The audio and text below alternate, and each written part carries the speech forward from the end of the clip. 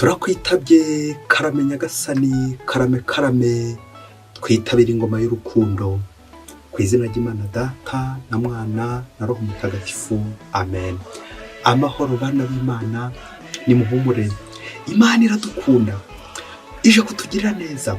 Kuri uyu wa kabiri w'icyumweru cya gatatu gisanzwe, ubwo tuzirikana Mutagatifu Yohani Mariya Muzeyi wo mu gihugu cy'Ubugande wahowe Imana, adusabire kugira ngo natwe dukomere mu migenzereze yacu, dukomere mu butumwa, dukomere kuko twasezeranye na Nyagasani, bityo natwe ntituzamwihakane. Amasomo adufasha kwegera Nyagasani kuri uyu munsi, isomo rya mbere turarisanga mu gitabo cya kabiri cya Samweli, umutwe wa 6 umurongo wa 12 kugeza ku 15 n'umurongo wa 17 kugeza ku 19.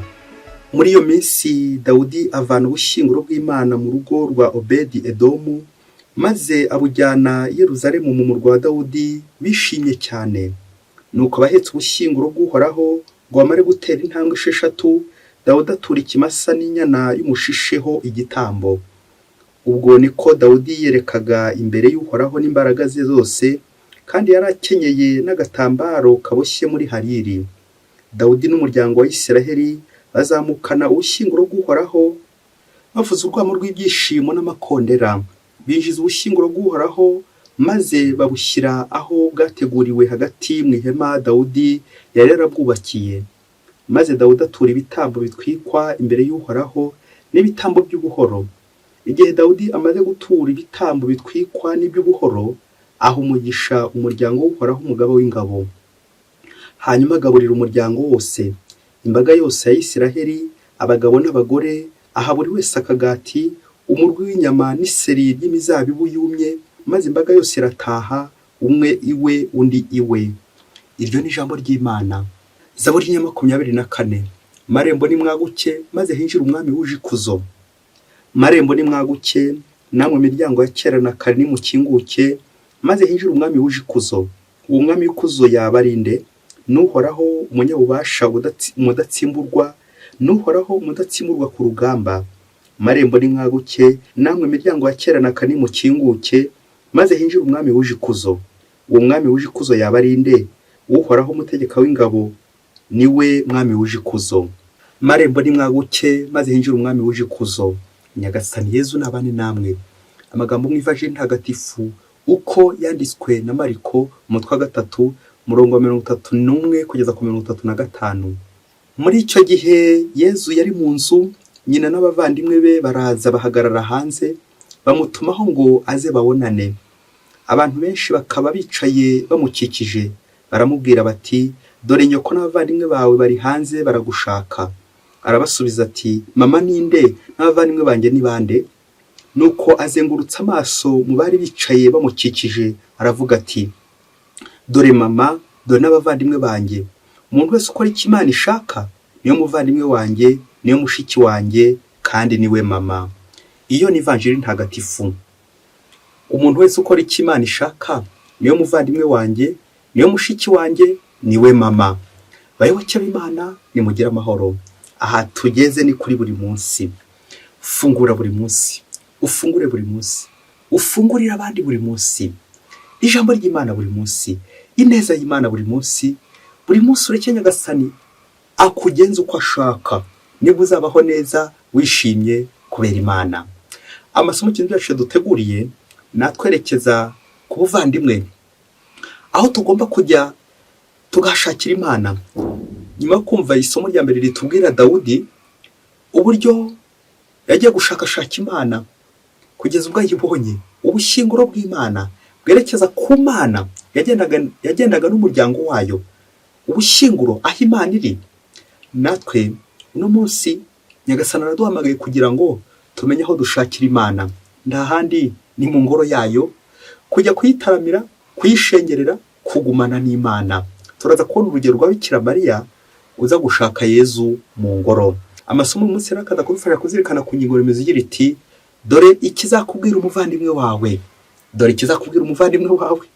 Uburyo abantu benshi tujya tubona abantu tuvukana, abandi tukabona abo tubana, rimwe na rimwe ukabaho kwibeshya uti, yo dore umuvandimwe wanjye kubera amasano mufitanye. abandi bati turiya ni umunyamahanga ntacyo dupfana, ntabwo ari uwacu wa mubyeyi w'iryo jambo ukuntu rivugitse nabi, ukaba ufite abanyu ariko n'abatari abanyu nyine. Ese ubwirwa n'iki umuvandimwe wawe? Umuvandimwe bivuga iki? Ubanza unumve niyo nyito, inda imwe nyine, umuva inda imwe, umuvukanye muva inda imwe. Mu kuzirikana ko iyo ngingo ikizakubwira umuvandimwe, uraza gusoza utunguwe, kuko akenshi uwo wibandaho mu muryango, akenshi uzasanga atari cyo Nyagasani yashakaga kukubwira uno munsi. Mu kwibanda ku muvandimwe, tujye kuzirikana ingingo 3 biza kudufasha gucengerwa n'ijambo umuvandimwe. Ingingo ya mbere turaza kuzirikana inyito z'umuvandimwe, inyito z'ijambo umuvandimwe. Icya kabiri turaza kuzirikana aho washakira Yezu. Icya gatatu turaza kuzirikana ku iterambere ryirukana ubuvandimwe. Reka duhere ku ngingo ya mbere, kwiyibutsa inyito z'ijambo umuvandimwe mu Bayisiraheli. Abayisiraheli bari bafite inyito, bari bafite igisobanuro cy'umuvandimwe, ariko mu gusobanura umuvandimwe turazirikana by'umwihariko inyito ebyiri: ubuvandimwe bushingiye ku isano y'amaraso, isano y'umubiri, ndetse n'ubuvandimwe bushingiye ku isano y'ukwemera, isano ya roho. Reka duhere ku isano y'umubiri, isano y'amaraso. Ijambo umuvandimwe ryavugaga nyine umuntu muva mu ndimwe, muhuje papa, muhuje na mama, uwo ni umuvandimwe, muhuje amaraso. Kandi umuvandimwe w'Abisiraheli byashobora kuvuga umuntu wo mu muryango wanyu, mubyara wawe. Niryo jambo byakoreshejwe aha muri ino vanjiri adelphos mu Kigereki, bikavuga ngo kuze, umuvandimwe. Bigaragare ko bari baje gushaka Yezu bari kumwe na Bikira Mariya, barababyara be, de cousin, de frère, ariko bakabita nyine abavandimwe. Nawe nanjye hari aho duhera hanga ati Bikira Mariya hari abandi bana yabyaye, Yosefu se yari kuvira mwaho. Uze kongera utekereze nyine iki gisobanuro cya kabiri tuvuze adelphos, ko bashaka ko bari ababyara be. Ikindi gisobanuro cy'umuvandimwe mu Bayisiraheli wari umuntu muhuje igihugu, nationalité. Hakaba rero abanyamahanga n'Abayisiraheli, aho ngabo rero mwari muhuje igihugu. Ikindi kintu cyerekeza ku muvandimwe ntabwo ari umuje igihugu gusa, ahubwo n'uwo muhuje nk'umwuga, n'undi wese mushobora guhurira mugahuza akazi n'ibindi byinshi cyane. Wona n'umuvandimwe wo muhuje igihugu, wo muhuje umwuga. Hanyuma usibye amasano y'imiryango, amasano y'umubiri, hari n'isano yindi, isano isumbiye amaraso, isano y'ukwemera.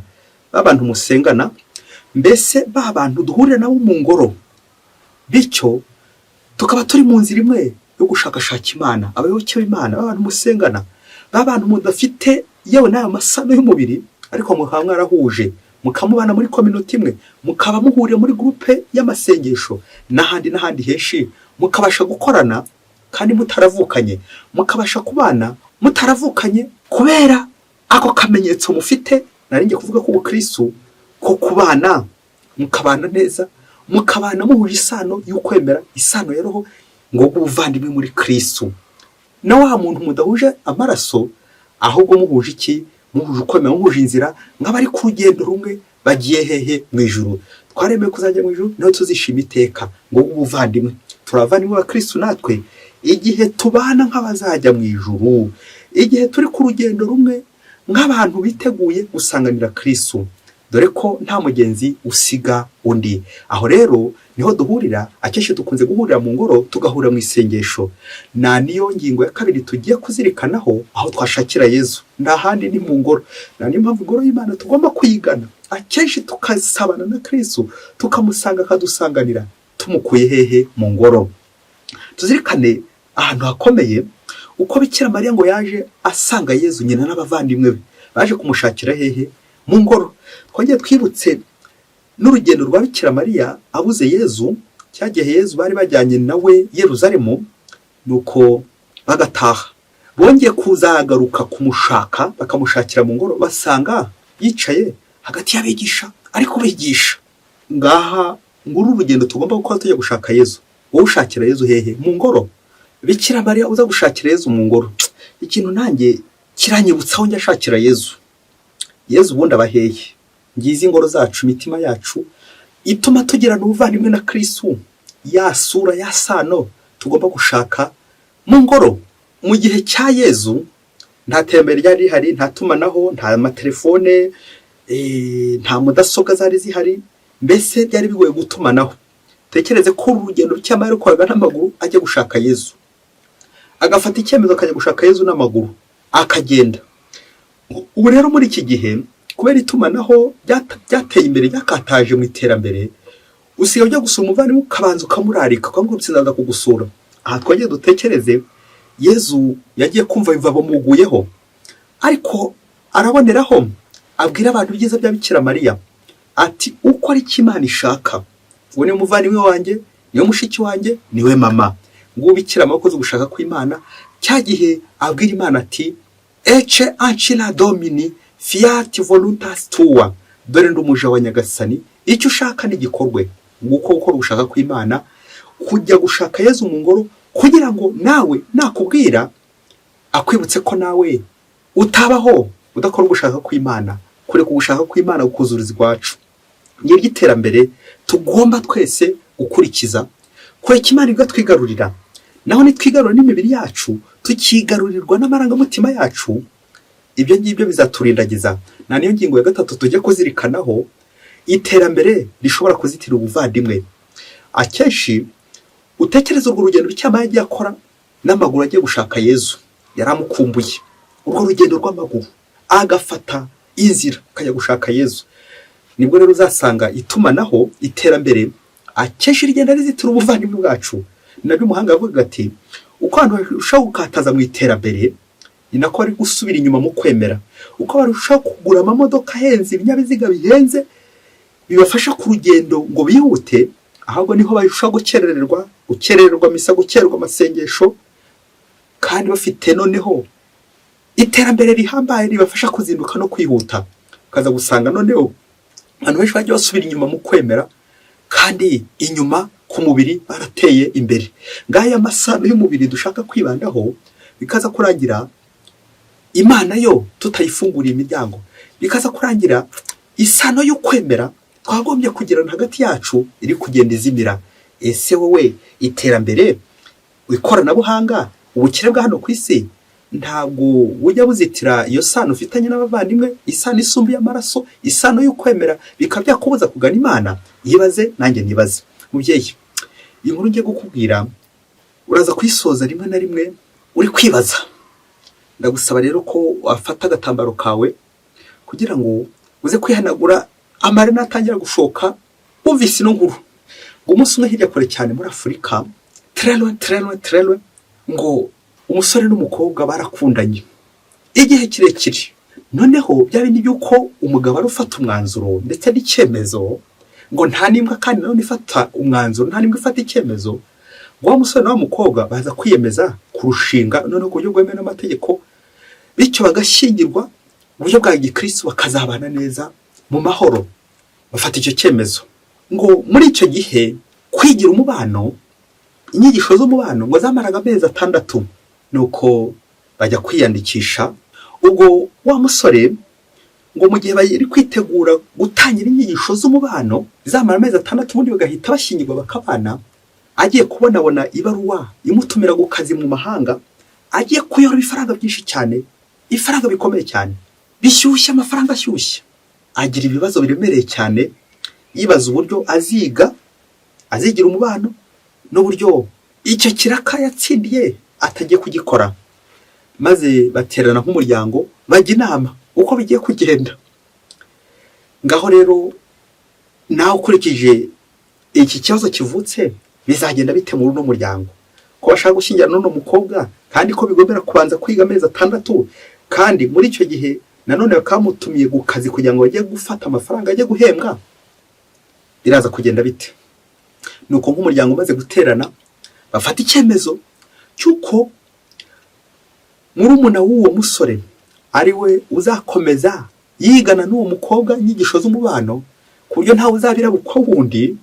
Bityo uwo musore mukuru nawe agira ate, ajye gukorera amafaranga azatunga umuryango. iyo mirimo yombi nyine bakaba barayikoze bombi nk'abavandimwe kandi bigakunda. Igihe kiza kugera, inyigisho barazitangira, bariga, hanyuma nawe umusore agira ate, ajya mu mahanga, ajya ku kazi, ajya gukora amafaranga, ubwo yagombaga kumarayo umwaka. Igihe cyaza kugera, inyigisho z'umubano zirarangira, barangiza kwigira umubano, bategereje nyine gushyingirwa. Igihe none cyaje kugera, wa musore aza kuva mu mahanga kugira ngo akomeze nyine ubukwe. Nuko ikibazo kiza kuvuka, nawe ushaka gusubiza, ninde uzashyingirana n'uyu mukobwa? Ari uyu bategura inyigisho z'umubano biganye bakakira inyigisho z'umubano, cyangwa ari uyu mukuru we wari waragiye gushaka amafaranga kandi wari warakundanye n'uyu mukobwa mbere? Ukurikije nawe uko byumva, aba bavandimwe bombi ninde uzegukana, ninde uzashyingirana n'uyu mukobwa? Icyakurikiyeho nuko petit frère nta mafaranga yari afite kandi ari we wiganye n'uyu mukobwa, bagategurana, akamutegura, hanyuma grand frère ni ufite amafaranga ariko ntiyigeze yitegura n'uwo mukobwa. Uyu mukobwa azashyingirana nande muri aba bavandimwe? Nuko umuryango nanone uza guterana, umuryango wa mubyeyi wumva aka kantu uza guterana, ufata icyemezo cy'uko wakundanye n'uwo mukobwa bwa mbere, grand frère ari ushyingirana nawe. Icyo cyemezo mu kugishyira mu bikorwa, petit frère ararakara cyane, bishoboke ko nawe umukobwa yarakaye, ararakara cyane, ararakara bikomeye cyane, uburyo yateguwe agahabwa inyigisho z'umubano, none akaba atari we gukanya wa mukobwa. Ngaho naho niba uzi gucisha ibitekerezo neza mu mutwe, ukurikire nyuma yo gushyingirwa uko bizagenda, ndumva ushaka kumbaza uko byaje kurangira nyuma y'uko uyu mukobwa ashyingiranywe na grand frère, uko bizarangira.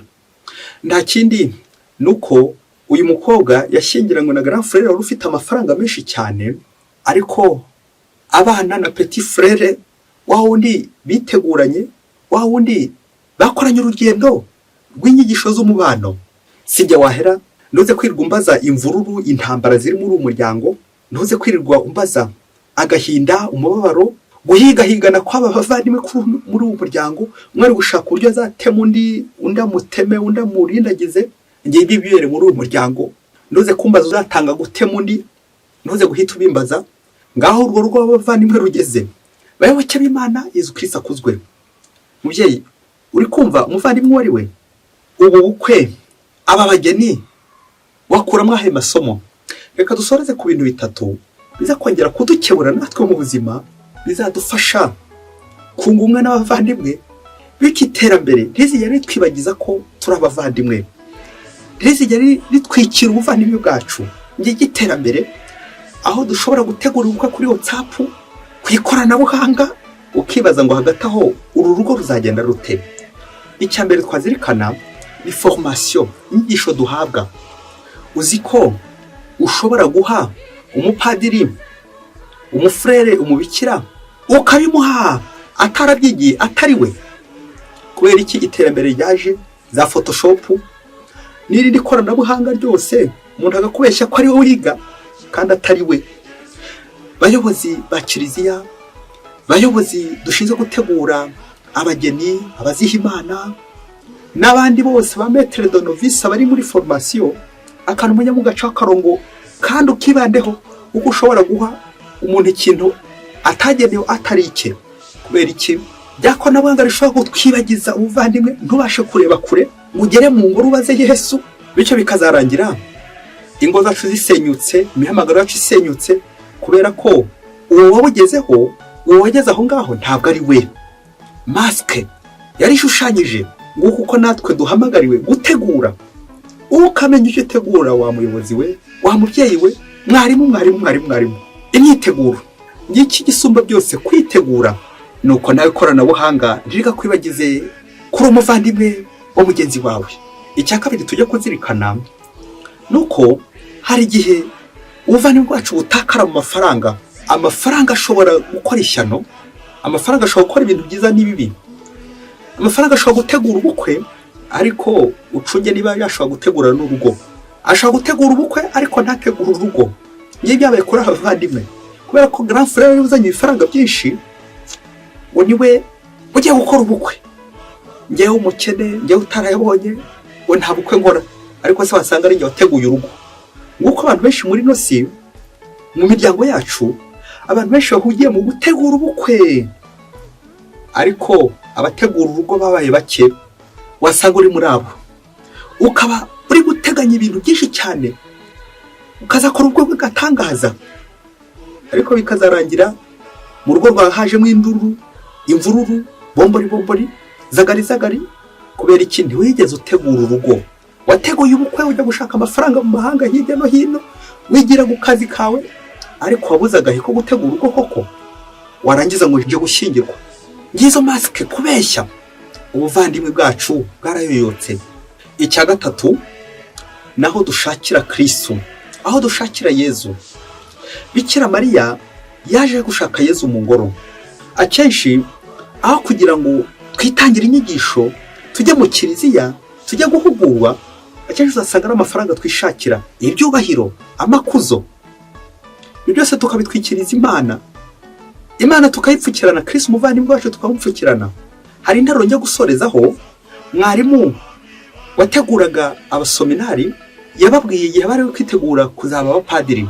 Umuntu arababwira ati, wa mupadiri we, niba gushaka bagakubura, bakagushakira impande zose, bakagushaka bakubura, byibuze bazagusange muri chapelle. Byibuze niba gushaka bagakubura, ntibazagusange mu ikabare, ntibazagusange mu gihuru no mu kigunda, ntibazagusange muri bumu, mu bitaramo, mu marondo, amajoro n'ahandi hose habera ibikorwa by'icuraburindi umwijima. Ahubwo icyaduha Imana, bakazagusanga mu ngoro, bakazagusanga uri imbere y'isakramento uri gushengerera, bakazagusanga uri gusenga, bakazagusanga mu isengesho. Byatugirira akamaro nk'abavandimwe muri Kristo. Padiri, masere, frere. Ubwo buvandimwe bwawe ni ubuvandimwe usangiye na Kristo. Wagushaka ku mugoroba, nirinze kuvuga mu gitondo, aho ntiyagusanga uri kuri telefone, ntiyagusanga uri gucatinga, ntiyagusanga uri ku ikoranabuhanga, ntiyagusanga ahangaha hirya no hino. Aho kugusanga mu ngoro y'Imana, ukandagira mu ngoro y'Imana kangahe. Ubuvandimwe bwawe na Kristo bushingiye kuki? Mutagatifu Yohani Mariya Muzeyi udusabire buri munsi. Mwese Imana ibahe umugisha. Imana Data na Mwana na Roho Mutagatifu. Amen. Ari masomo kwa Ladislas wa Diocese ya Cyangugu.